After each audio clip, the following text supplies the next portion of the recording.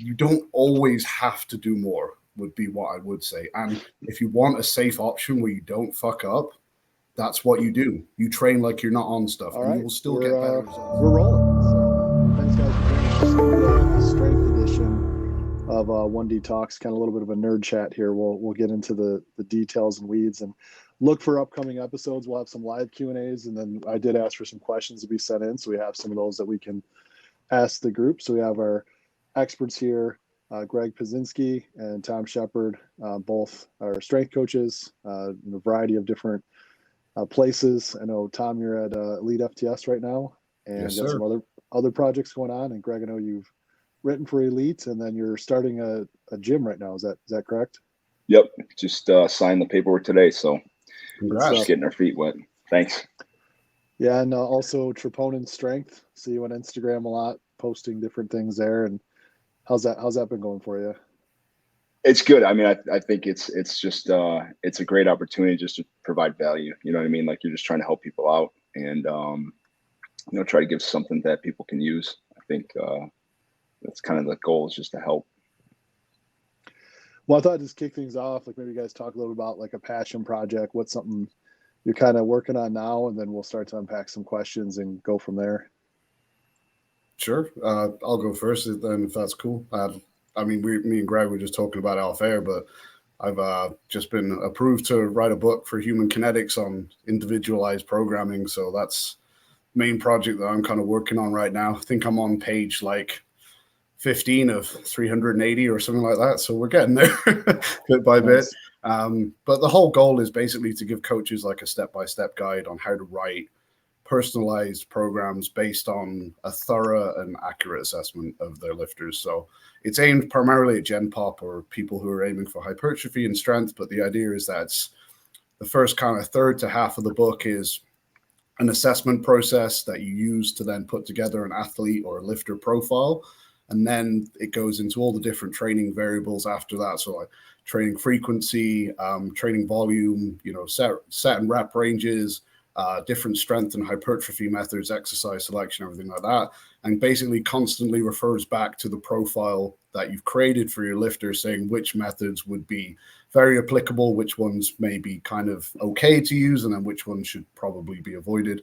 Just in the hope that, like, I don't want people to just use it and just only use that, but just to get the ball rolling in their head about, like, how do you become a coach who writes genuinely individualized stuff? Because, it's kind of hard when you become a coach. At first, you look at programs made by the coaches, and you want to try and look behind the curtain at, like, the thought process that went into that. But it's kind of hard to decipher, right? So my hope is just that it helps people have a blueprint from what they can create, kind of their own thought processes then to create better programs for their clients or for themselves or whoever it might be. But I think, that is the hardest part as a coach is, we obviously have the kind of in-person and personality and bonding with your client, but how do you go about constantly assessing your client's needs and knowing what they need? So the goal is just to try and make that process easier for coaches who are coming into the industry to try and maybe kind of fast track their skill set in that regard. Yeah, no, that's interesting. Like, we get a lot of coaches that will reach with us, reach out. I know we'll get into gym ownership stuff, and we have a lot of gym owners.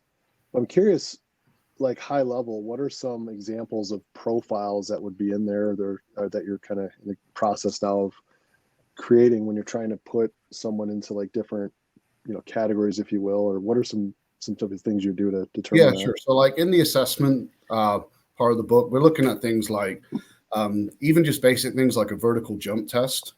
Doesn't have to be an athlete, but it can tell you a lot about how a person naturally moves based on how low they dip to jump, how low they then have to kind of dip when they land, can tell you a lot about their eccentric and their isometric strength.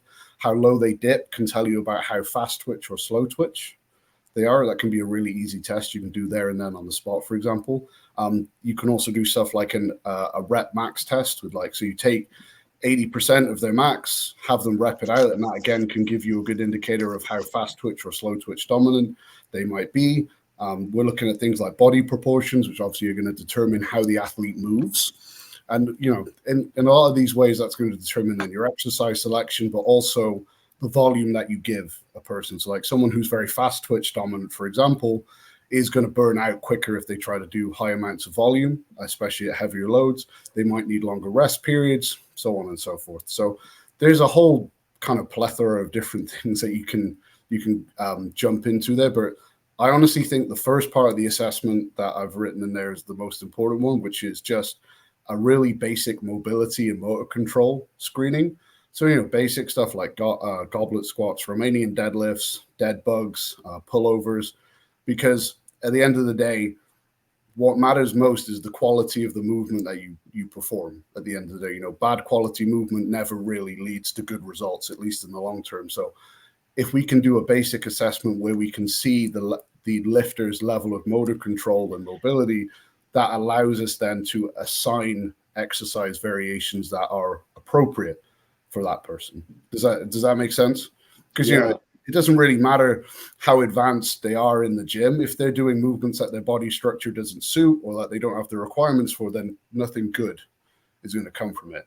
And then I'd say the second most important thing in there, which I can't take credit for because it's Christian Thibodeau's work, which Greg, obviously you're very familiar with, is matching training styles to people's natural kind of inclinations and personality types, which again, I think is something that doesn't really get covered a lot. So, I'm using the neurotyping system, which again was created by Christian Thibodeau, which is kind of like a mix of like the Braverman test and the Cloninger temperament index, which are basically psychological profiling tests that tell you a lot about a person's kind of neurotransmitter levels. And it gives you an indication of what kind of training programs they would naturally be drawn to.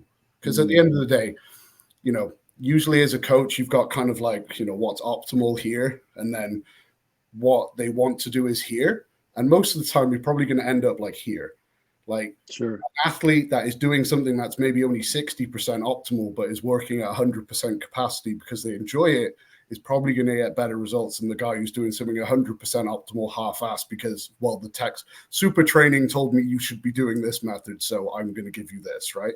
So again, I think that's maybe a part of the coaching landscape that doesn't get talked about a lot, where, sometimes it's okay to not give something that's in theory, physiologically or scientifically optimal because it appeals to the client, and not even when we're dealing with athletes that are getting paid to train, a lot of them don't actually enjoy training that much. Like it's just something they have to do to be good on the field. And then the rest of us are just training because we want to.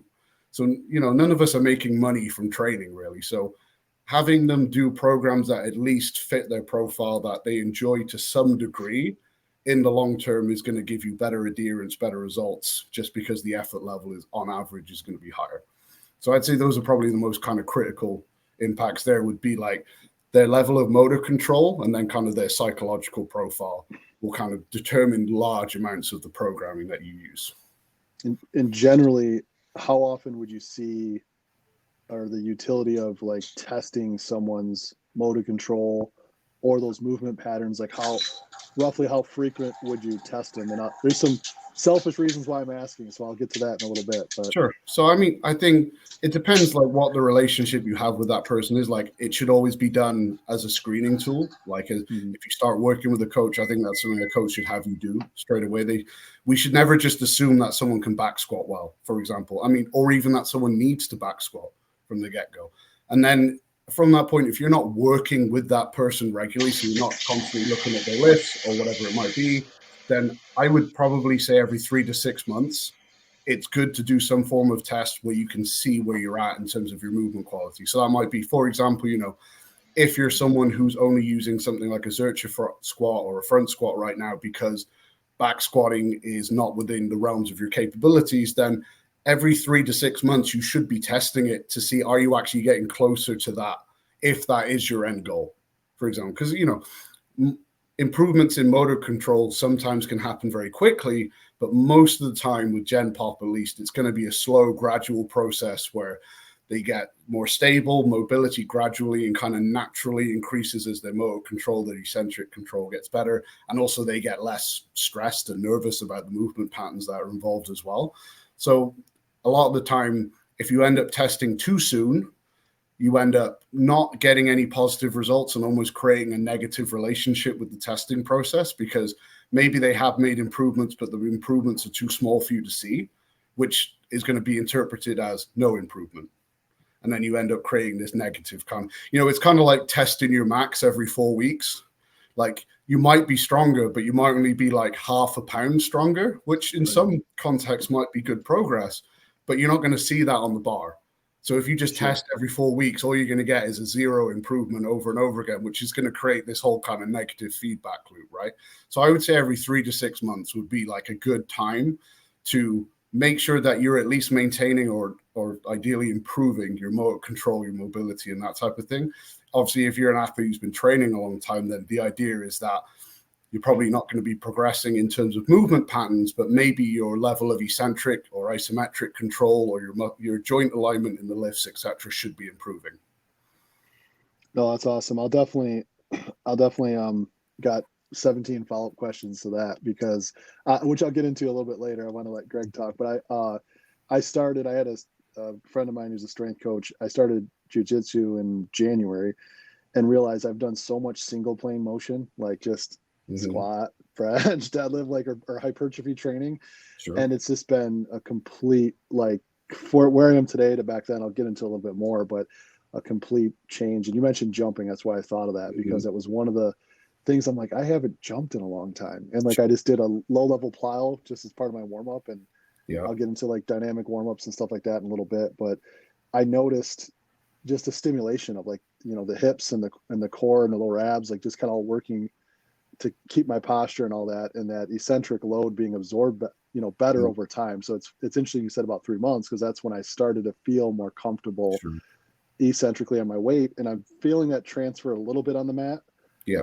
Some of it is probably technique improvement, of course, but also like even having like someone on you and you're kind of absorbing their weight and moving. It's like just that connection. I can feel the progress there. I mean, we all specialize in our training to some degree. Like, we all get drawn to certain goals and stuff, but I do think it's important every now and then to step back and think, how many things am I allowing myself to suck at to be good at these few things? Right. Because there is a tipping point where you're bad at too many things, and eventually the theoretical base of your body skills becomes too small, where it's going to limit how specialized you can be anyway. And you've kind of had that realization there, where like, when's the last time I jumped or I threw anything, or I did something that wasn't in sagittal plane? You're like, oh man, like I can squat double my body weight, but I can't do a Bulgarian split squat. Like, maybe this is a problem that I should sort out, Right. Greg, how about you? What do you have going on? What's some of your passion projects now? The gym right now obviously is kind of like number one, but outside of that, it's really been working on trying to put together a systemized approach to, if you take the concept Tom was talking about, but with fat loss body comp, and trying to really lay that out, because I think there's a poor narrative about people going too fast, too quick, too soon, and then trying to help people avoid the kickbacks and the huge backswings when they go too far, too fast, too soon. And trying to lay that out from, a general nutrition strategy component, but also more involved or more heavily focused on really the training aspects. Like, obviously with body comp fat loss, like, nutrition is going to be your primary driver, but I do think you can approach the training with a little bit more intent and deliberate nature to kind of maximize what that will give you in the end game, right? And I actually just got done with I work with Justin. He does my nutrition mostly because it's my accountability factor, and I just don't want to think about it. But working with that's one variable I don't think about, but then I can put all my focus into the training. And it's like going back through and like Tom said, I'm a big Christian Thibodeau would be my mentor who doesn't know he's my mentor. And I think that's one of the reasons I've gravitated so well and enjoy being around Tom so much, is because Tom has been mentored and with him for so long and learned so much. It's nice to have access to somebody that has similar beliefs and backgrounds of knowledge. But I remember reading about, like, I may get the name wrong, star complexes, and using those for fat loss. And like, you know, people will want to jump into a star complex, and it's like, man, you can ride out this for so much longer and actually be in a position to prepare yourself for a star complex, right? Instead of just jumping right into it, to again, extend out how much stimulus you need to capture the results you're looking for, right? Because I think people have well, we all do, right? Dopamine stimulus is so present in our life and in the world right now. So you gravitate towards these extremes and these super invasive things. But then when that rebound hits or that crash happens 2, 3, 4 weeks later, it's like, I just worked so hard to get somewhere, and it's like I washed it away, right? So that's kind of and I've struggled with body weight, you know, my whole life. I was a typical fat kid. So trying to give just a better way to do that. And then, you know, Tom inspired me. I'm about 5 months late on my delivery, but again, something that we kind of were working on together in regards to sport development and using some of the systems we both learned, or at least I learned initially from Christian Thibodeau with the OCTS model. It's something that influenced me a lot when I was in the college setting, and tried playing around with it, and ended up getting into a point where I started feeling confident enough to use it with some of my pro guys, and some things we've looked at and done and saw some really good results from, a lot of which kind of builds off of some of the concepts Tom was talking about. But I think it's a super, in my opinion, it's super pliable. It has a lot of ability to be progressed and regressed to adapt to really any position on the field. And the thing that I always tried to push for when I was in a position to program for college athletes was the unique nature of the system allows you to take it throughout the entire training year, and you keep the same stimuluses going, and then you can just pull out the one you don't need for the time period you're in. So, you know, with athletes, the concern was always like, well, what are we going to do that's going to have like DOMs, to keep it simple, right? Because we can't have that affect the kids if they have a game, if they have a coach-led winter competition period coming up, right? Because they got to be able to perform, because that's how they're getting assessed. It may not be the best assessment, it may not be a correct assessment, but that is what the coaches are putting them through. So how can we put them in the best position to excel at their performance, right? And the system allows such a seamless, flawless way of in and out. And that keeps, you know, the neurological demands, the psychological demands, all those extra stressors that, in my opinion, in a college setting really go for granted. They don't get taken into account much. But that system really allows you to take some control over that and keep the kids progressing. And like I said, if you've got a system or a model that you can use for the year development, the kids know it better, which means it gets trained a little bit more seamlessly. And like the 18 years I spent in college, like you always got to winter, and it was like, man, let's reinvent the wheel. And it's like, why? Like, we know these things work. If we just keep it consistent, we know we have apples to apples comparisons, not apples to oranges. We know what's working, what's not. We get more feedback. We get more learning experience from a coaching standpoint and influencing the development process, right? But like historically, strength coaches always want to sit there and we got to do this new thing.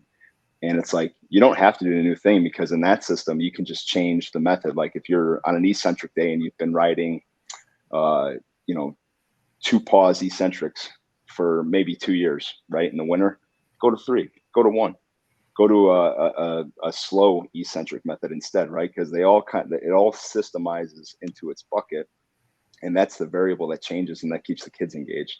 So those are kind of like the 3 big things that are keeping me up at night on top of the kids. So, you know, there's a lot to unpack here, but I want to ask both you guys, because you mentioned this, just in your probably more your Gen Pop, I would guess, population that you work with. There's a lot of, I'll just kind of set the question up, right? There's a growing number of people getting on GLP-1 agonist, your Wegovy, your Semaglutide, things of that nature. Obviously, early studies shown a larger percentage of lean body mass being lost, some good amount of fat loss, but of the total weight, a larger percent of lean body mass. And then, of course, you know, those studies were shown that they were generally sedentary people. So when you added resistance training, it really helped switch those percentages. So I'm just curious, have you worked with clients out there that are using these, you know, more aggressive fat loss medications? And then what, if you are or not, I guess as a strength coach, does anything come to mind of how you would approach that training in a more, higher body composition individual, maybe someone who's coming from more sedentary lifestyle, trying to transfer over, hey, I'm starting this medication, I'm going to try to eat a little better, but I'm also going to start this training regimen. Like, how do you, how do you kind of approach that, or any thoughts there? Do you want to take that first, Greg? Sure. I actually have a family member that's on it. And I think it's a loaded question, right? Like, is it the bullet or the trigger that does the damage? I think the education process of what GLP-1s can lead to and the totality of the negative side effects is there. I think the literature also, though, depending on who you read, because literature can back up or destroy your position, is still a little bit, I don't want to say mixed, but I think there's just loose enough to still like lead you one way or the other, right? Sure. But I think the beauty of what we offer from being involved with strength training is strength training is so scalable. And I think that's something that people really miss. And I think people that are truly like a master in the discipline of strength training understand, and they grasp, is strength training is super scalable. So like, you can take bodyweight isometrics, you can take bands, you can take dumbbells, you can take machines. If someone's capable or ready for it, you can use barbells. So I think when you work with an individual, especially Gen Pop, again, this would go back to like a good thorough assessment process. What are they capable of? Where they have limitations in? And then providing them with a structure that meets them where they're at, right? Like, everyone has an opportunity to strength train. Like, you don't have to use any certain method, but if you have someone who's never trained in their life, and they're super actually ready to be trained, right? But that also means like some bands and some isometrics would probably do them well to get them started and get them acclimatized. And then like, you can work into small things. Like, progressive overload doesn't have to be adding weight.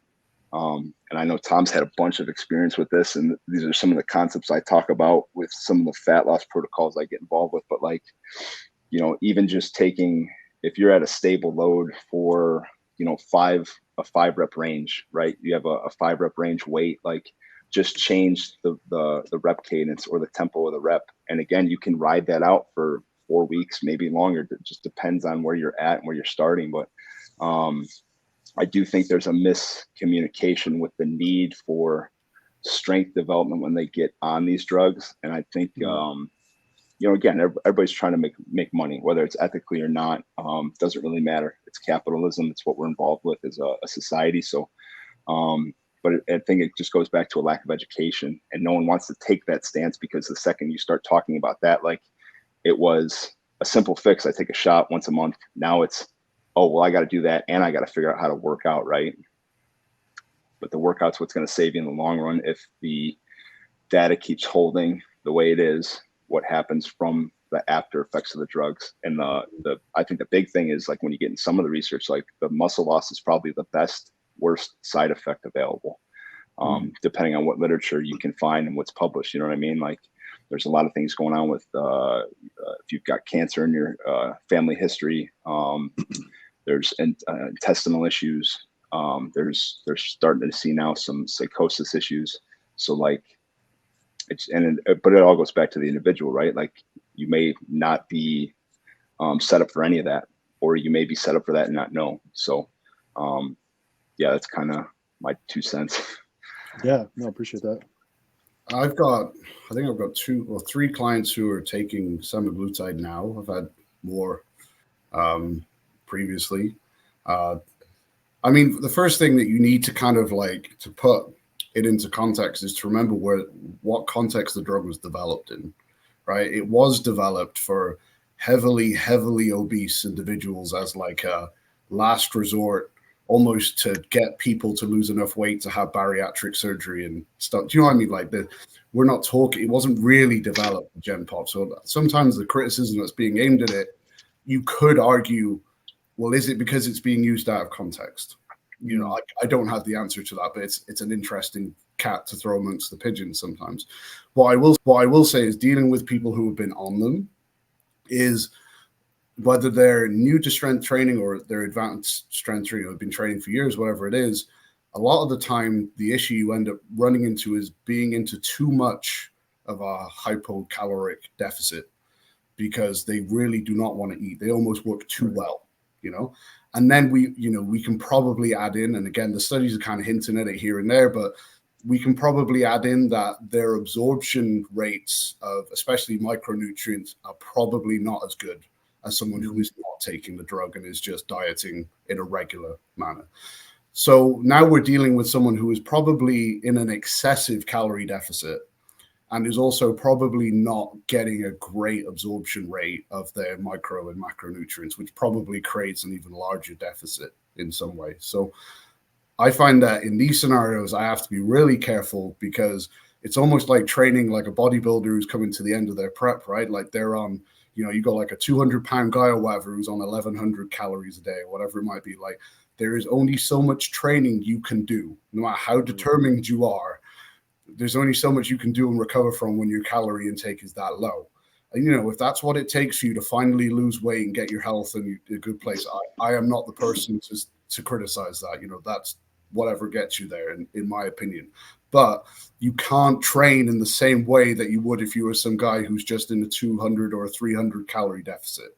It just doesn't work. So you need to modify your training and really start to think, what gets me the most stimulus for the least output in this scenario? Because, and again, I've dealt with a couple of people who've come to me who are on things like semaglutide and stuff like that, who have hit a motivational kind of upswing, which is great to see. But all of a sudden they go from doing very little and obviously eating a pretty high amount of calories, otherwise they wouldn't be in the situation they're in. And now they're training 3 days or 4 days a week, like resistance training, whatever. They're on the treadmill for an hour a day every morning, and it's great, but they also feel like absolute hammered crap because their calorie intake has just gone to like a third or a quarter of what it was 2 months ago.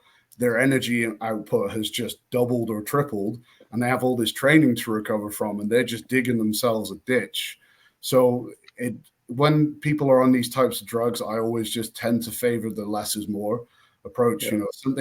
If you're someone who's already experienced with training and say body composition is your main goal, then like a lower volume, higher intensity style training method, something like DC training or something like that is probably going to be a better route for you to go down, providing you have the prerequisite motor control and everything to push those movements hard, because your energy output is going to be less, your recovery demands are going to be less, and that's going to allow you to still get the benefits of maintaining or maybe increasing your muscle mass whilst you're in what is essentially an artificially high deficit. And then, a lot of the times we're just watching out for things like signs of electrolyte imbalances and things like that, which I've seen reasonably common. Again, because I don't have any evidence, studies to throw at you here, but I do feel like the absorption rates of many things are probably reduced when they're on these drugs.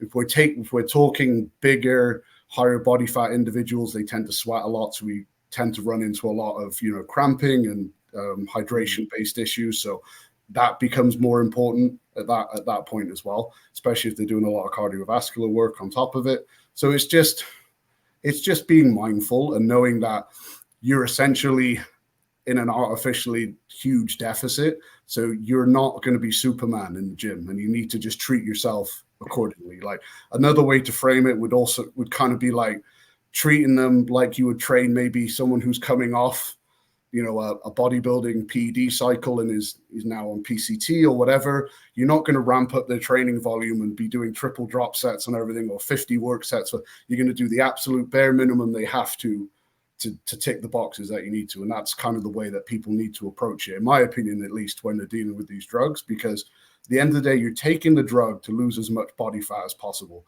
We're not going to go in the gym to try and gain 20 pounds of muscle in the next 6 months. It's just not going to happen.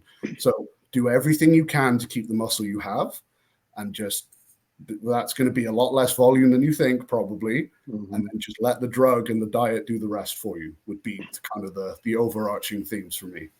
No, that's great advice, because I think I sometimes see the opposite, where people are motivated and they're starting this drug and they think they have to start this huge training program. Like you said, before you know it's 3 weeks later, they stopped it all. Maybe exactly. 5 weeks. And it's you don't want to dampen their motivation, but you also need to just be real with them and say, like, you're in a physiological state where your body is struggling to just do all its daily requirements. So the training is another stress again, which for many, as we've said, maybe they're not even used to at that point. So we just need to be aware that, maybe a couple of work sets per week, if they're pushed intensely per muscle group, maybe that's enough for you.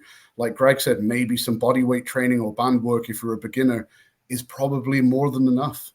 Just because the goal is the goal at the end of the day, which is lose as much body fat as you can. So as long as we're maintaining the lean tissue that we have, so we can worry about putting on muscle later on, right? When we have the drug out of our system and we're not trying to put muscle on with one arm behind our back. Right. And I think Tom brings up a really good point too, that I know, at least speaking with Tom's worked with more people than I have, but talking to a family member we have on it, it does such a great job of shutting down hunger that when they do choose to eat, trying to educate them on making a better food choice, because initially you have no appetite, right? So when you do eat, you're eating your poor choices, or it's not probably the best thing to be eating, but you're still losing all this weight, right? So it's almost like there's that dopamine hit, right? Like there's your reward. You're eating this, but you're still getting to your goal. But then when we talk about the loss of muscle mass, it's trying to educate them on trying to get their protein in first, right? Because they're going to get fuller quicker. They're not going to eat as often. So then making sure that the nutrients they do intake are going to try to stimulate that muscle retention and that lean mass, rather than just continuing on with the same cycle of eating habits and then suffering the massive muscle loss in the end game of it. I mean, that's a great point, because, like, again, a lot of these people are going to be coming from scenarios where they're in permanent calorie surpluses, right? You can probably hit all your micronutrients if you're in a big surplus, almost regardless of what your choices are in most cases. Now, all of a sudden, you've only got 1,200 calories a day to try and get all the micronutrients you need. Now you got to be picky. Yeah. So you're absolutely right. Like, food choice becomes almost infinitely more important at that point, because you've got a third of the amount of calories to get the same amount of nutrients from. Yeah. So, if all your 1,200 calories are coming from a Burger King, then in 2 or 3 months down the line, you're going to be deficient in a whole host of things. And then obviously you can also get into the, did you actually learn anything whilst you lost weight? Because are you just going to rebound if you didn't change any of those, habits or food choices or whatever it might be? So that, that's kind of another route to go down there. Yeah, I think it's interesting, and not to belabor too much of it, but the protein requirements. Like, I know there's Dr. Don Layman, I think he's out of University of Minnesota, Gabrielle Leon, or Lyon, however you pronounce her last name, her mentor or whatever. He's got some research out there on women as they age and why they atrophy so quick, because their total volume of food goes down. But what he was showing is protein is a constant. So if you're average middle-aged female and you need 100 grams, say for discussion's sake, a day of protein, and then you're eating, over 20, 30 years, you're eating, 60, 70% of your total. If it all goes down in proportion, that 100 grams you needed is a non-negotiable to keep your lean tissue. And he was showing that, like, these women are having 40 grams, 50 grams. Sure. That's a different example over lifespan, but I think it's still applicable in someone using these drugs, because your protein requirement is your protein requirement, generally speaking, right? Like, from a just having it there for that lean tissue preservation. Like, I was just talking to a group of high school kids recently, and I was like, we're talking about supplements, and I'm like, I do own a supplement company, but you don't need them right now, because we just need to get you to eat right. I said, that's it. Like, you guys at the age, and I was just talking about, where do you think muscle comes from? Like, you need to have the stuff in there to build it up, to try to make it simplified. But when you said that, my brain kind of went there, because I remember, coming across some of that literature on, I thought that was really fascinating, like just someone's general eating habits of, like, and not keeping that protein requirement going. Yeah, and that's difficult when you get people on these drugs, right? Because, like, we've all had stomach bugs or whatever at some point, right? When you're recovering from that, do you look at a chicken breast and go, yeah, that's what I want to eat? No. You know what I mean? Like, when you're feeling a bit nauseous or you've got zero appetite, your protein requirements are still now actually make up probably most of your daily calorie intake. but you don't want to eat, that chicken breast is going to be even less satisfying than, appetizing than it was before. But sorry, but if you want the benefits of the drug, there's always going to be something that's going to be harder if you're going to get this big benefit over here, right? Like nothing in life ever is all benefits, right? And that's what it is. It potentially makes it even harder to eat properly, inverted commas. But if you can ingrain it, then it's going to be ingrained once the drug is gone, which is going to set you up for long-term success and not rebounding, at least. There's definitely a lot to unpack, but some of the things you guys said there, I'd like to kind of take a sidestep on, because I think this is good for athletes, strength athletes, bodybuilders, football, any sport. Can you talk? I'm going to kind of throw out a couple topics and then however you guys want to unpack it, but can you talk a little bit about like pre and post training nutrition, and then what do you use for, say, sodium, electrolytes, and fluids? Because you guys know it more than I do, being in the space, but kind of that, I'm gonna hack it, so I won't say exact numbers, but once thirst kicks in, the dehydration effects on performance have already like hit you, several minutes or whatever earlier. I know you guys probably could quote it all specifically, but I know enough to be dangerous about that, and misquote a study, so I won't do that right now. But I'm just curious to how you do that, because that's one of the things I seen. Again, I don't do a lot of work with athletes anymore, but I was just kind of helping out at the local high school here, and just curious, like, what are some general principles for all of the above? If it's strength athlete, sports athlete. What's that? You want me to go? Yeah, sure. I mean, it's a loaded conversation per se, because the whole podcast. Well, you get, we haven't talked in a while, so I'm just really throwing it out there at you guys. So yeah. At the collegiate level, you have RDs. At least the schools I've been have had RDs lead things, right? So, like obviously, one of the things I personally experienced was obviously using like the intra-workout field rations, things like that. And then you get into RD conversations that, they don't necessarily disagree, but they don't really see the value of changing the quality or the content of what the intra may be, or really what the pre should be. And they don't necessarily take into account, like, it ends up being a blanket statement, right? Like if I've got a nose tackle that's 335, that's 20% body fat, he's more of an elite level guy. One of the guys who worked with, probably gonna get drafted, but like his pre and intra recommendations may be the same as the slot receiver who's 187 pounds. But the demands of the training, the demands of the field work, the demand of the practice are vastly different, right? So to keep it simple, like I think half the time we spend talking with guys that were actually in the college setting, it was more or less like, what can your stomach actually handle, first of all? Right? Because you get kids that come from all different backgrounds. You've got kids that have survived on not eating until 1 o'clock, and that's been the last 18 years of their life, right? So part of it's getting them used to just new habits and things that they can actually take action on. Intra workout at the collegiate level, we'd push kids to sip on Gatorade, and that would be against everything that we talked about with field rations and the emptying concepts. But like, at the collegiate level, they try to go for the biggest bang for the smallest invasive nature to the kids, and they like the way Gatorade tastes. So that was generally the intra. But like most of those kids, like their pre-workout is 7 minutes before they start the workout, and it's an energy chew.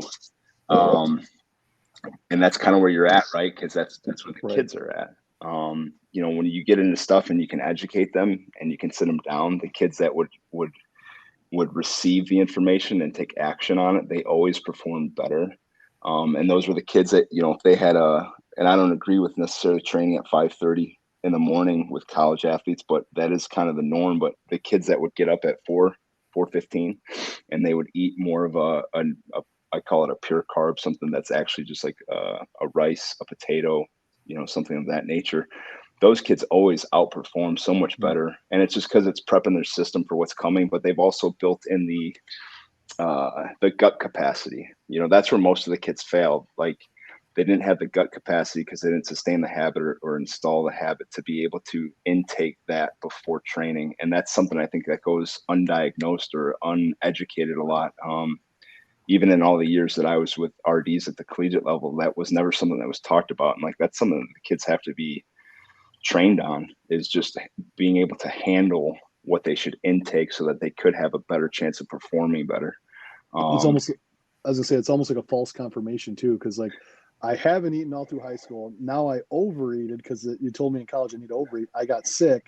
I didn't perform as well because I ate too much because my gut wasn't ready. Therefore, I perform better without food. So therefore, for the rest of my career, I just don't have food before I train.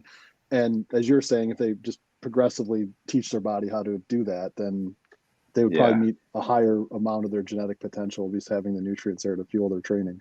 Yeah, and to build kind of off what Tom was talking about with like the perfect program done at 50% versus the okay program done at 100%, like you're always just trying to find that one little lever you can pull that's maybe not optimal, but they're going to go balls to the wall with it, and they're going to reap the reward from that more than they would doing it perfectly half-assed. I know I didn't give out specifics there, but that's like the commonality that I always saw, especially with where I was most recently at. So that just reminds me of reading some of Dan John's stuff where he talks about giving his high school athletes intra-workout sandwiches, and they're not allowed to leave until they've eaten all their intra-workouts. So it's like, sometimes you just got to do what you got to do to get them to eat. Because like he said in some circumstances, he's like, I don't know if they're going to eat today. So they're going to eat 1,000 calories in front of me with the, you know. So, I mean, we literally, I remember like, it wasn't like a full-blown cheesecake, but like, there was times where you would you go to like Costco or Sam's Club, and you would just get Little Debbie's, every flavor, every style. And post-workout, if this kid was on a weight gain, he had to take 5, and his post-workout recovery was to sit down and talk with us while he consumed those 5 Little Debbie snacks, because we knew he just got a guaranteed like 1,000+ calories in. Now, granted, it was all sugar, like, but whatever, right? Because the kid's not eating anywhere else, or he doesn't have money to go eat anywhere else, right? Right. That's so, you know, again, it was trying to find something that works. And they would eat the Little W's because it was, you know, oatmeal cream pies or whatever. Again, not the best options, but when you're trying to get the calories in, it's infinitely better than nothing, though. Yes. That was the question I was getting, is like, well, guys, you know, you're in high school, you're not going to bring steak and rice, you know, and eat it at your locker, right? I was like, so if you had to grab this, start with something, and then we can slowly improve your decision making. But you know, I went with like you know, bags of cereal, even like just something that I know you're going to eat. Like, oh, I can have cereal, this is awesome. I'm like, okay, progress, right? You just got excited because of, you know. But sorry, Tom, were you going to say more on that point? No, I mean, I can give you the polar opposite nerdy answer if you kind of want, but I think we went through a period where everything was all about post-workout nutrition, and then it's kind of like come a little bit more circle now to, well, you know, post-workout nutrition is great and will help you recover, but chances are you're not training twice in a day.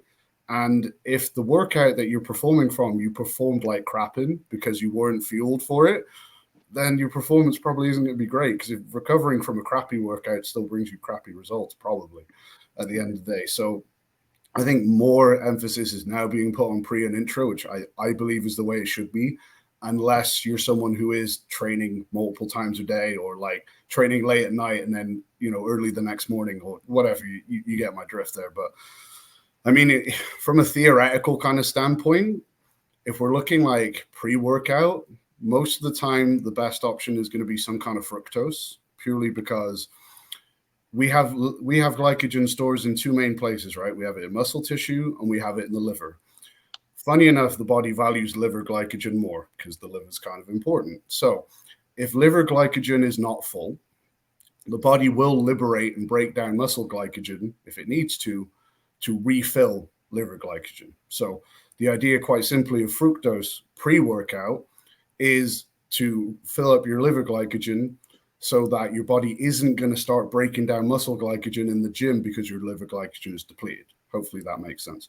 It's the same reason why a lot of bodybuilders, for example, after they deplete, their first meal will usually be very fruit heavy, because if your muscle glycogen and your liver glycogen are both empty, your body is going to make you fill up your liver glycogen first anyway. So you may as well use fructose, which is preferentially stored there anyway. As soon as the liver is full, then the glycogen can start going elsewhere. So that means if we have fructose pre-workout, that we're not going to be pulling glycogen from muscle to do that.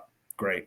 And then really we probably need some kind of bump of electrolytes pre-workout, because who worries about electrolytes when they're not training?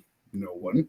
So a lot of the time that could be something simple like a 500 milligram sodium tablet or something like that. Really simple, like a quarter of a teaspoon of salt, whatever, however you want to do it. But in most cases, that's also then going to help the absorption of the fructose getting to their system. And, for most people, they probably don't need more than 20, 30 grams of fructose to achieve that goal. The athlete that Greg was talking about there, who's 350, he probably needs more like 50 grams or something like that. But average person probably needs 20 to 30. The problem can be if we have too much in terms of carbohydrates pre-workout, blood sugar goes too high, adrenaline and cortisol will come very low, which if you're trying to sleep is great. We've all been there. We've all had a really high carb meal and then just collapsed on the sofa and wanted to go to sleep for hours, right? Not a great state to try and train in, which is why I say like the 20 to 30 grams is enough to get in your system, do the job, but not pull you into that kind of comatose, want to watch Netflix on the sofa kind of state. And then intra-workout, fluid-wise, I mean, it obviously is going to depend on how heavy of a sweater you are, the climate you're training in and things like that. But like as a general rule of thumb, 8 to 12 ounces for every like 15 to 20 minutes of intense training you're doing for most is going to be, so average person, like 1 liter an hour is probably going to put you round about, because at the end of the day, unless you're a big person, there's only so much fluid you can absorb per hour anyway. And for most people, it tends to be around a liter. And again, that's another common thing you see or like mistake you see with like powerlifters making weight. They'll chug a gallon straight after they make weight and they feel sick for 4 hours. Well, that's because you can only absorb about maybe 1 liter to 1.5 liters an hour, and you've got 3 liters sat in your gut right now. So you know how long it's going to be there for. So average person, like 1 liter per hour of exercise is probably going to be good. Go up on that if you're a heavy sweater or you're on the heavier side or it's hot. Come down on that if you're light or weight. You get the drill there. And then obviously we want to keep electrolytes in the mix then during the workout, because we're going to be losing them. And that means that in reality, we can start the recovery process quicker because we don't have an electrolyte deficit post-workout, which is going to inhibit all of our glycogen replenishment, nutrient absorption, and all that type of thing. So again, for most, if it's like an hour to a 2 hour workout, like 500 milligrams of sodium, and then ideally you'd have some potassium and magnesium in there as well, but they'd be in much lower dosages, would be ideal. And I say potassium magnesium are probably the game changers for most, because I've seen people use sodium and get cramps. I have seen is people get cramps and take potassium and magnesium and cramps go away like instantly. So that tends to be the one that people end up being depleted, because most of us use table salt and stuff through the day, right? Anyway. And then when it comes to carbs, again, it will depend on how big you are, how much volume you're doing and stuff like that. But most people probably don't want to go above like 30 to 50 grams an hour of per hour training, because you can get what's called reactive hypoglycemia, which is you take in too much sugar whilst you're burning through sugar. Because you've put sugar into your system through the workout drink, your body raises insulin. Your body is then raising insulin whilst you're burning through blood sugar. So you've got insulin is telling your body to store glucose.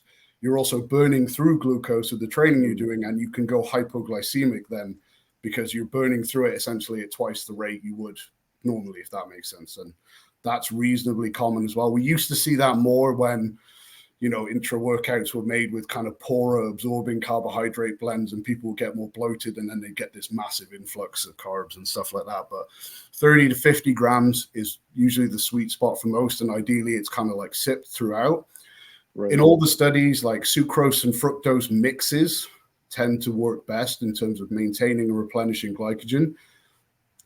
There's a couple of reasons for that. A, because they've got different carriers across the gut. So you can carry sucrose and fructose separately, whereas if you only took sucrose, they're all going to be competing for the same carriers.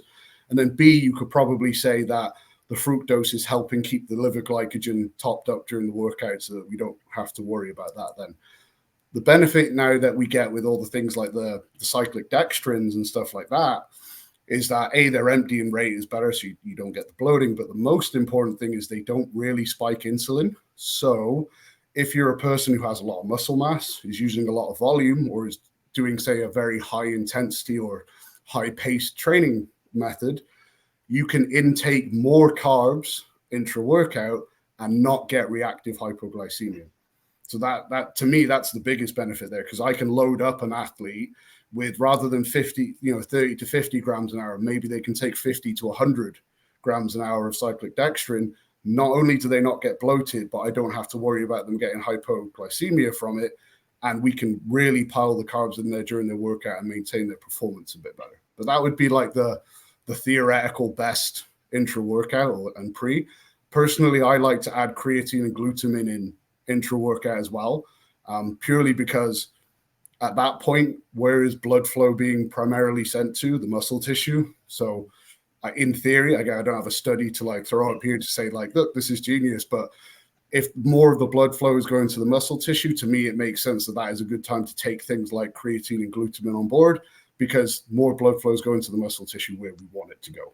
Simple as that. So I usually add in like 10 grams of each if they're a bigger athlete, or maybe like 5 or 6 grams of each if they're a smaller athlete, and I'll put that in with their carbs and stuff usually. And that tends to get pretty good results and sit well in the stomach too.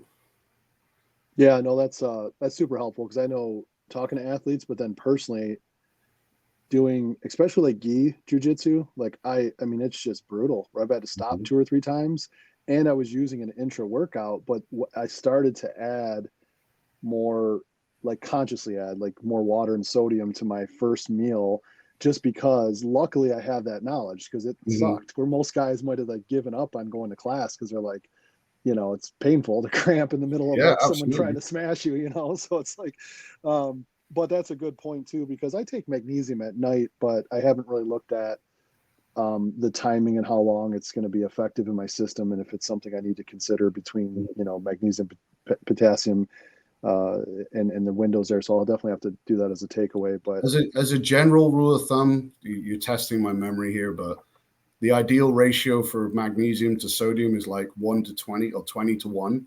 So like if you're having, a gram of sodium, it might be like, I can't even do the maths off the top of my head now, but you'll do it.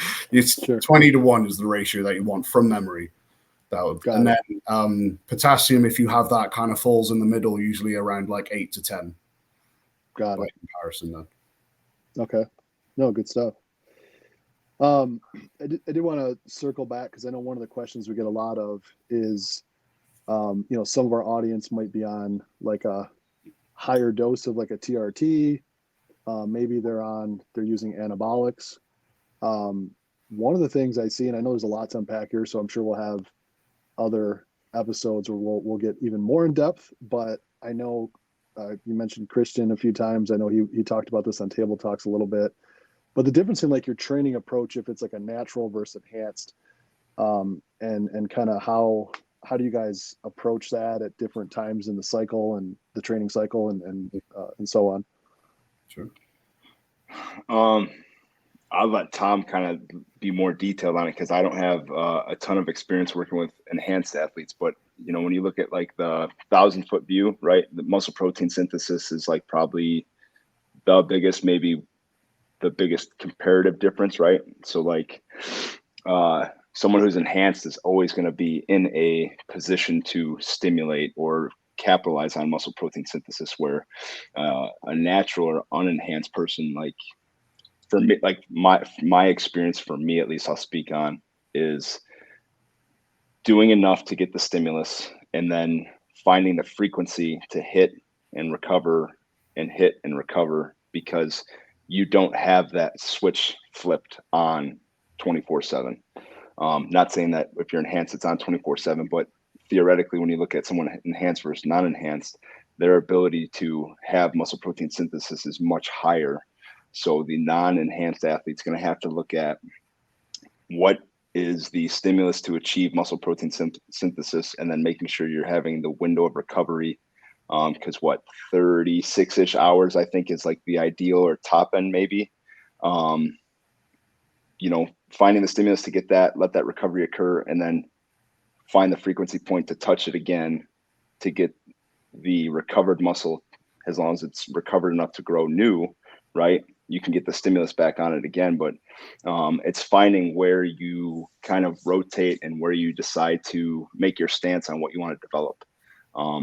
That's like, for me, I lean into the whole body. I really like the every other day or 3 days a week concepts, because I feel like for me, it keeps it efficient and it keeps it consistent with the ability to trigger those concepts. But from my view, at least, I think the muscle protein synthesis is like one of the bigger ones to capitalize on. And then, like, Tom I'm sure can elaborate, but you get into just overall stressors, right? Like, what's your volume doing to you versus natural versus enhanced? Volume, everyone always wants to go and do like, got to do more. And in most cases, the non-enhanced athlete, like, you're better off finding the minimum dose needed to stimulate, capitalize on recovery, and then come back to fight again another day. And again, like, I've had people I look up to that are enhanced, whether I knew they were enhanced or not, doesn't matter. But I saw them, I envied them, I saw what they were doing. And then you take that without an educated standpoint, and you try to emulate that, right?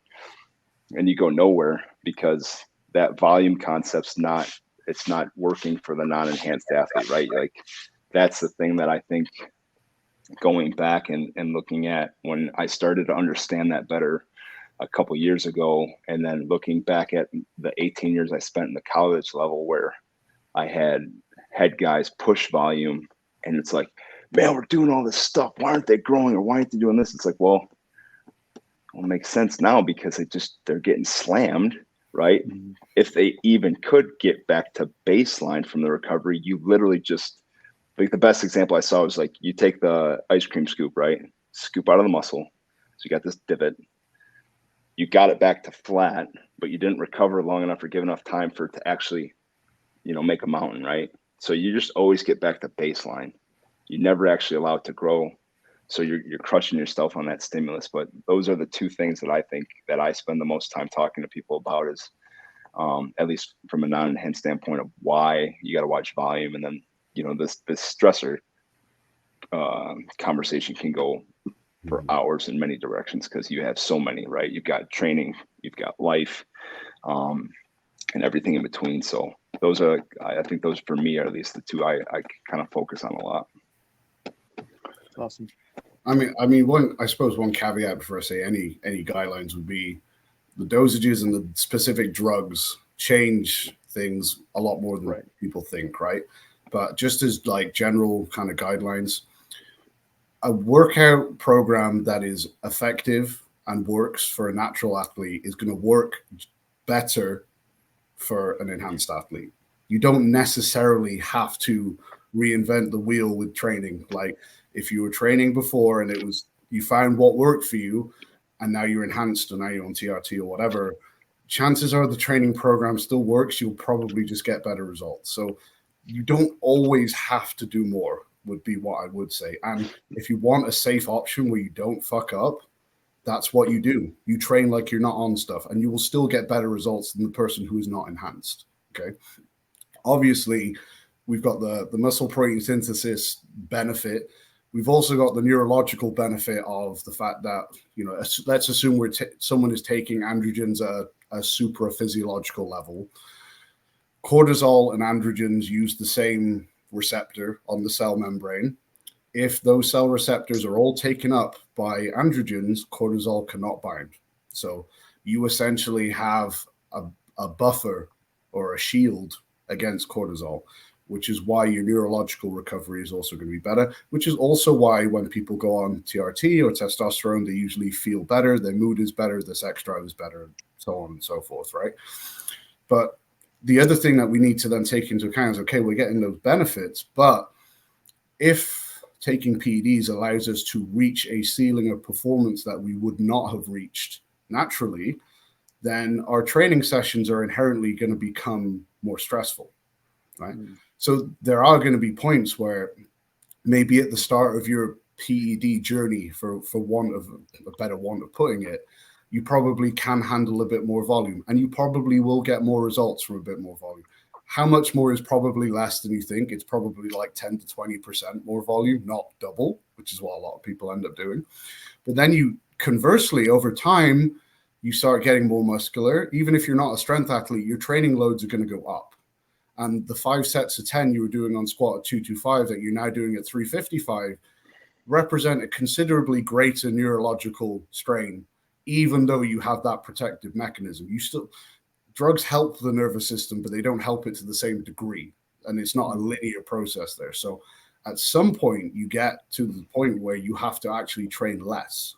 Because if we could split your training into per unit of volume, because the loads in there are so much greater, per unit of volume is now more stressful than it was before. This is why, it wasn't that, let's say 50 years ago, whatever, body part splits didn't really exist. We didn't have the equipment for them, which probably played a part, but it was only really once PEDs started coming into the equation and people started reaching levels of performance where they couldn't train whole body 3 or 4 days a week because the poundages were getting so high they couldn't recover. All of a sudden, they had to find a different route of doing enough volume without trashing the nervous system. Lo and behold, body part splits became popular. Now we're not just back squatting and deadlifting on leg day, we're back squatting and leg pressing and leg extension, because all of those allow us to do volume with less neurological cost. Does that make sense? Mm-hmm. So it really, if anything, quite often, once you've been using them for a while and you've achieved a physique or a level of performance that maybe you wouldn't have afterwards, the table flips and you actually need to train less. And Dave Tate has quite often talked about, like, you'd always find that the guys on PEDs would burn out faster. And that's the exact reason, because you take a person and clone him and you have them both train for a decade, and the guy who doesn't use PEDs can squat 600. The guy who does use PEDs squats 800. If you have them do 5x5 at 80%, the guy who's natural can probably do that. The guy who's not natural probably can't, because 80% of 800 on his nervous system is considerably more than what 80% is on his nervous system if you can squat 600. So that's why over time you will see bodybuilders naturally go towards body part training, more isolation movements and stuff like that, because it just allows them to get the prerequisite volume that they need to grow without trashing their nervous system. So that would be kind of the main kind of guidelines for me, is that at first you will be able to handle more volume, but over time that will probably flip. Or at least if you want to maintain your volume, your exercise selection is probably going to have to change to less neurologically demanding variations and exercises so that you can still recover from, because the muscle tissue won't be the issue, it will be the nervous system. And then we also then obviously have the route of going down, the soft tissues, the ligaments and the tendons. They do not get stronger at the same rate as muscle tissue. And a lot of PEDs actually make them weaker. They will cause the collagen fibers to not form correctly and will make them weaker. So then we run into a problem. If you're a strength or performance-based athlete, muscle tissue is going up at a very fast rate. Nervous system is protected from cortisol to a degree, but ligaments and tendons are getting weaker. You can imagine how that ends in a lot of scenarios. So a lot of the time, if you do have like a high-performing athlete, powerlifter, strongman, whatever, and they start taking PEDs, you actually need to put progression systems in place that purposely slow down the weight they use. And, Greg has spoken about tempos and isometrics. They can be incredibly beneficial there, because you can have them make things difficult without increasing the poundages, and all of those have benefits, to the soft tissues and the ligaments and the tendons and help strengthen them, which is why I would say, if you are a bodybuilder or anyone who's using PEDs, doing either high rep band work or slow eccentrics for tendon and ligament development is something you should probably have in year round, because chances are they're not going to be as well developed as your muscular tissue are. And you don't have to do a whole bunch of those things, but we're talking like high rep band work, like 20, 30, 40, 50 reps, or any movements with like 5 or 6 second lowering phases are going to be enough to help the tendons catch up with the muscle tissue that you're putting on at kind of an artificially enhanced rate.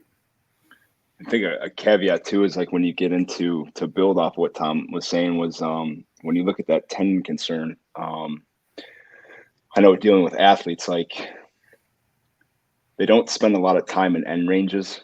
So like if anyone has any experience with like the FRC concepts, right? And their ISM model gets into tendon specific structures, but keeping it on the simple level is taking the time to put end range work in, because you get to an end range. Like if you're talking powerlifting, right, there's an end range where the bench touches the chest or the squat hits the depth needed to have a good lift, right?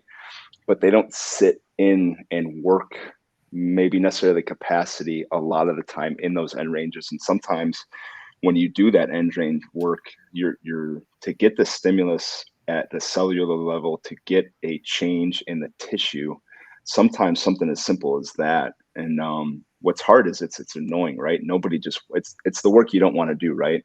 But sometimes there's such a big bang or a big benefit from doing that work. And it can work to help be, I always call it like a fire door, right? Like if you knew working end range in the pec shoulder girdle or end range in the hips was going to be the one thing that could help give you a fire door as you exceed your ceiling and your capabilities, right?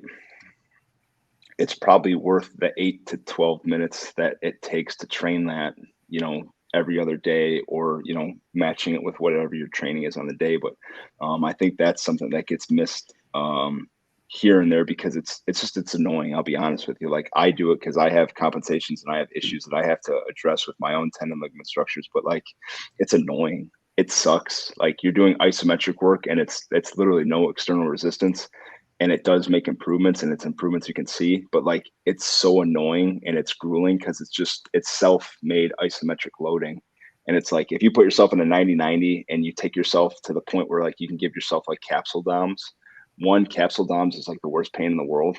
But like I said, like when you sit in a 90-90 for 2 minutes and you blast yourself, but you just got done squatting 800 for reps or for a couple sets, and you're like, this sucks, right? Like I just broke myself off. But getting some of those end range concepts, I think, is something that can help people and give them another fire door for those concepts.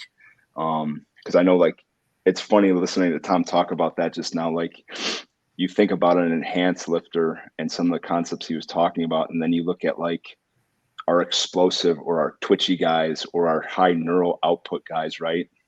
They're always the guys that were perceived as lazy. Like they don't like to practice, they don't like to train hard. But then when you start getting, if you really kind of take another level down, they're not enhanced, but some of the carryover to an enhanced lifter is very common in regards to some of the approaches, some of the things they do. So like, it always goes back to just finding, I went off on a tangent. I apologize because I was going somewhere with this and I think I just lost it. But having those guys and then seeing where the enhanced lifters are, like there's a lot of carryover there when you take a step back to see some of those things. And then you have those 1% athletes take drugs, and like you have to wrap them in cotton wool when you train them, basically at that point, because you take someone who is naturally super explosive, super fast twitch dominant, and then you make them be able to partial pin squat 800 for reps. And it's like having a NASCAR or a Formula One car on a dog lead. You know what I mean? It's like great, but like, okay, do your 2 or 3 sets and then go home and sleep for a week, whatever it might be. Like and again, just to kind of maybe bring that point back to what's more relevant for the listeners, like you see the same thing in powerlifting and strongman. Like the stronger you get, often with the help of PEDs, and those ultimate loads get higher, the thing you'll find is that they train less. Either volume or frequency or both. It's just the nature of the beast. Although the nervous system is resilient and is helped by some drugs, it does not get better at the same rate as your force development gets better. Your software starts lagging behind your hardware, or whatever you want to call it. So at some point, you cannot train the same way as you were when you were an intermediate or when you were drug-free, because it's not going to be the muscle tissue you'll worry about. It's the nervous system, it's the soft tissues and all that. you might be able to squat 900 pounds 3 days a week, but your ACL probably can't.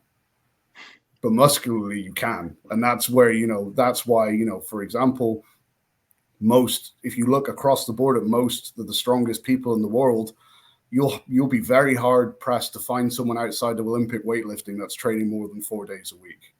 And most of them will have probably 2 more intense days and then 2 lighter bodybuilding pump, dynamic effort, whatever it might be.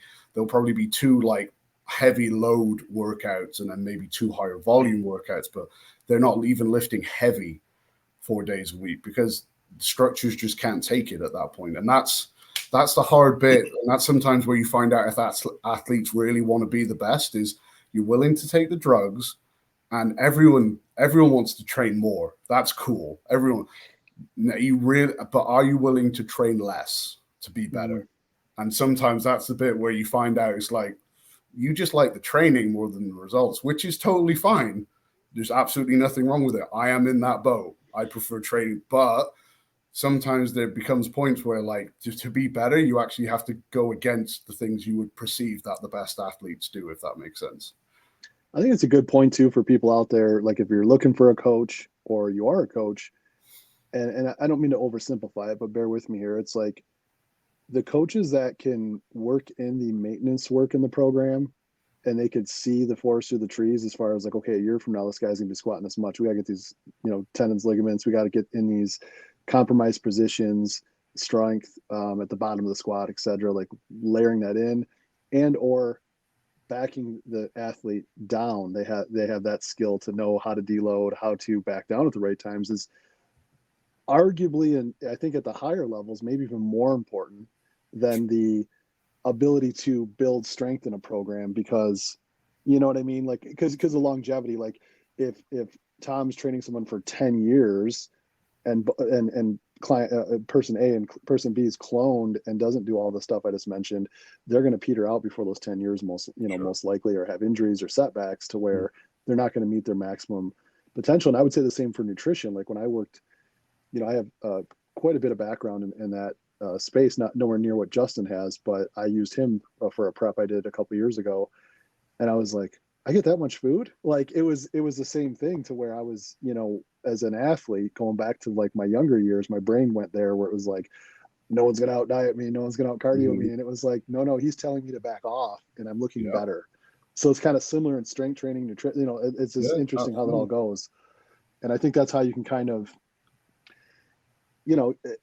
separate, in my opinion, at least, the posers that are coaches out there versus the guys and girls like yourselves that have just really dedicated their lives to this, this approach to really look at the full picture and make sure people are, getting the full support on all angles. So I think that's a big differentiator of what I see, at least. I'm not sure if you guys are seeing that or if that, resonates with you. I mean, that can be the hardest part, right? Because we all come into this with a little bit of an ego and we want to be the best. We want to look like the hardest worker in the room all the time, right? So if your coach just says take a week off, you're like, top athletes don't take a week off. It's like they do. They just don't post about it on Instagram. That's why you don't know about it, right? But like Christian told me an example that I use a lot, which is like Ilya Ilin, after the Olympic weightlifter, has all the world records in his category. I think it was after every Olympics and World Championships, he often will not touch a barbell for 2 months. A, because he's beat up, and B, because he's so sick of Olympic weightlifting. By the time he competes, he doesn't want to look at it. Right. And it's like, well, if Ilya Ilin can take 2 months off and then come back 10 months later and break his own all-time world record, you can probably take a week off for vacation and probably be okay. And it doesn't make you any less driven or any less hardcore. And chances are you're probably going to benefit from it. But I think we're and I don't want to be too critical of people and come across as an ass, but I think we're in this like weird headspace where I think a lot of the time when people do train, they probably don't train as hard as they think. And I will say this about myself and everyone I work, we all go through periods where maybe we just slack off and take our foot off the gas. But, if you were to be a fly on the wall in your own training session, would you look down at yourself and say, that guy's kicking ass? Or would you say, that's a lazy motherfucker on his phone right there, right? So most people probably could train harder, but then we also don't rest enough. It's like this weird dichotomy where when we work, we probably don't work hard enough, but when we rest, we don't rest hard enough either. So it's kind of like the worst of both worlds almost. And I think if you could change anything in the fitness landscape, if everyone trained 10% harder, but maybe took 10% more time off the gym and spend it with their family and on vacation or doing whatever it is, I think everyone would probably get better straight away almost. You know, maybe that's me being biased there, but I think that's a trend that I see at least. No, I mean, I would agree with you. Like what's fascinating to me is if I mean, you could niche out into just purely recovery. Like, I think that's something that nobody really understands or gets the totality of, is like, you know, how you rotate in and progress and regress recovery methods. And, you know, there's a whole tactical approach you can take with recovery. I mean, I know some of the stuff we got into in the collegiate setting that Dietz kind of popularized with, and I'm going to say this and I have no business saying it because I don't know it well enough, but like he was getting into the mammalian dive reflex, I believe. So like, you know, you take ice bag and you put it over your mouth and then you get into the breathing and you hold it for as long as you can. Like there's a whole plethora of things from, you know, extreme, which would be off the wall concepts like that people don't know of. And then you get into something as simple as like legs up on a wall and how to periodize that, because, you know, you don't want to read like, hey, I put my legs up on a wall and I did it for 10 minutes the first time. Well, good luck, because your hamstrings are going to be shot for about 2 weeks after that, right? But like there's a periodization of that, and when to use that, when not to use that, when to use breathing, when to use, you know, like everyone's on the Normatec kick still, right? Like, man, I'm in my Normatec boots and my Normatec leggings, and it's like, that's great. Like it has some benefits, but if that's the only thing you're doing and it's what you're doing for months on end, like you're probably not doing anything anymore, right? Because just like training, like there's a stimulus to recovery. And then like, what are you using to recover, to aid in recovery from? So, and that's just, like I said, that's one of those rabbit holes I enjoy because I think it's fascinating, but like, man, like even recovery can go to such great depths. Yeah. A great example of that is that I use is when Naomi, my wife, was prepping for the Ghost Clash 3 years ago now, where she broke her all-time world record and stuff. She was only training twice a week. People go, oh my God, like twice a week? It's like, yes. She would squat, bench, and deadlift to a 2-rep max, and then do as many drop sets of 2 at like 90% of that 2-rep max as possible. So she'd squat and bench in the morning. Bear in mind that's in reps as well, so that adds kind of a layer to it. The morning session would take 3 to 4 hours, including all the warm-ups and stuff. Then we'd come home, walk the dogs, have lunch. She would nap, use the Compex unit, which is like a TENS unit type thing, but better. Then we'd go back in the evening, and then she'd deadlift. That would take about an hour and a half. And then she would have 4 rest days, and then she would train again. So it wasn't even twice a week, technically. But the point was, when she trained, it was 6-7 hours long and grueling, and she was broken from it. But then the 4 days that were between that, it was contrast showers or ice baths and hot baths, because we basically filled a bin full of cold water, ice. She'd jump between that and the tub up in our bathroom. She'd be going to sports massages, doing breathing exercises, doing stretches, Agile 8, you know, all that type of thing. Both were arguably as intense as each other. You know, there was as much work done in those 4 days in terms of active recovery and effort as there was in that 7-hour training session. Like both were being done to the fullest, if that makes sense. And I just think watching it was interesting to watch both sides of the equation being done to that extent, because it probably doesn't happen very often, right? And I think it would have been cool to have an opportunity to be a fly on, as the average person, to see, like, be a fly on the wall to watch that process. I mean, that process lasted, her peak was like 6-7 weeks. And, so it was pretty all encompassing for that time. But what happened in that time was huge progress and obviously led to great results. But I think if people maybe see that is what is maybe on the extreme end of training incredibly hard, which doesn't mean frequently, which often gets mistaken, and recovering hard in inverted commas, maybe they would rethink their own strategies, being like, oh, well, if that's the upper ceiling of what I could be doing, I'm doing 5%. Whereas most people probably think they're doing like 40%. They're like, yeah, well, I sleep every night. I eat.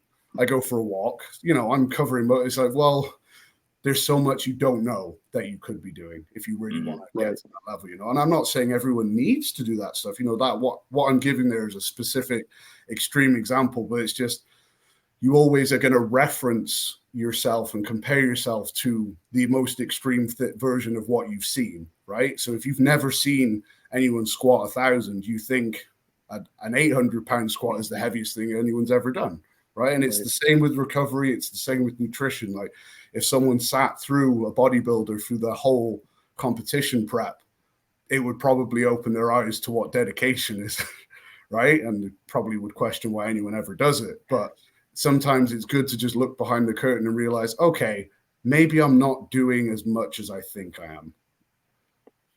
Well, that's a good point, though, because I mean, I think in Naomi's case, right, that roughly 60% of her efforts was on recovery. Yeah, absolutely. You know, if you look at it based on the days and all that, so that's why she's a world-class athlete setting world records, right? It's like that, you know, that's kind of, I think the point there with looking at other athletes. But as Greg said as well, like that's not sustainable either.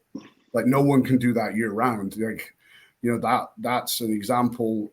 7 weeks is probably the limit that could have been done for, because all those recovery methods will just start to taper off and become less, you know, which is why as Greg was saying, like being able to rotate these things, or at least knowing when to add them in, because you know when the training stress is high or maybe life stress is high, is going to be a really important factor, or at least being aware enough of those factors. Yeah. No, good stuff. I know we went a little over on your guys' time, so I definitely appreciate, especially I know the audience does, you guys kind of unpacking these topics. Is there any closing thoughts to share? And then we can kind of give a little teaser for some future stuff. We'll talk about that. And then also, if you wouldn't mind letting everybody know where they can find you through social media and such too. So. Right. Troponin Strength on Instagram is the main source, and then troponinnutrition.com if you need help or looking for coaching. What was the other question or the thing we want to answer? Any other topics for future episodes, or maybe any other takeaways for people that listen today? One or both are fine. I think just want to get to. Yeah, I think send in your questions to Joe and let him hammer it out. And you know, we look forward to. I think the opportunity that Joe provides and getting to see Tom again is always a blast. And I appreciate everybody giving us their time. And if there's anything we can help you out with, man, we'd love to just again provide value. Awesome, good stuff. Tom, how about you?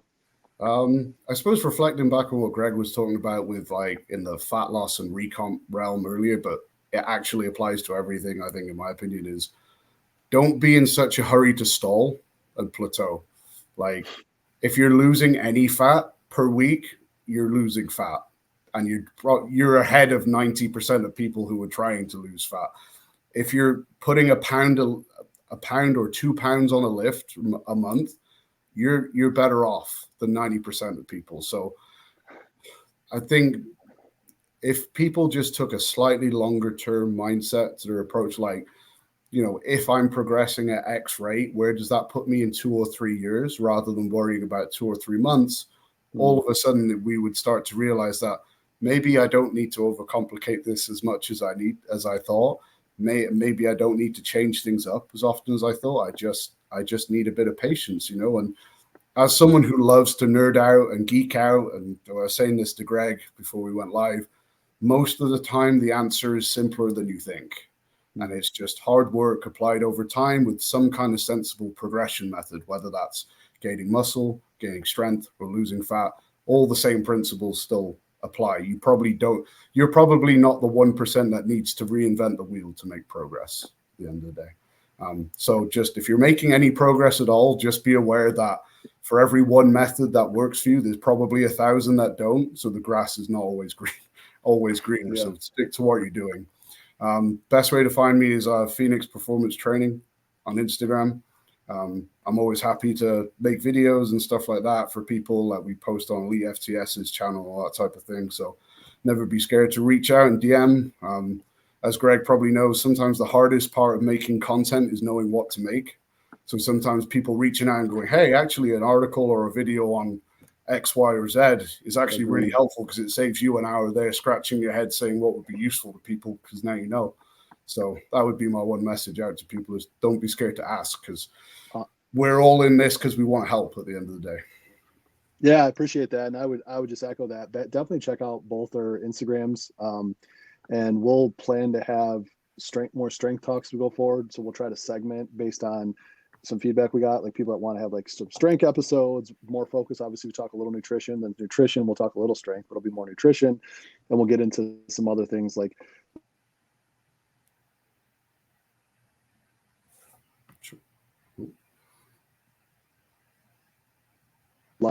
and in your comments, please leave your questions as well. We'll circle back with you.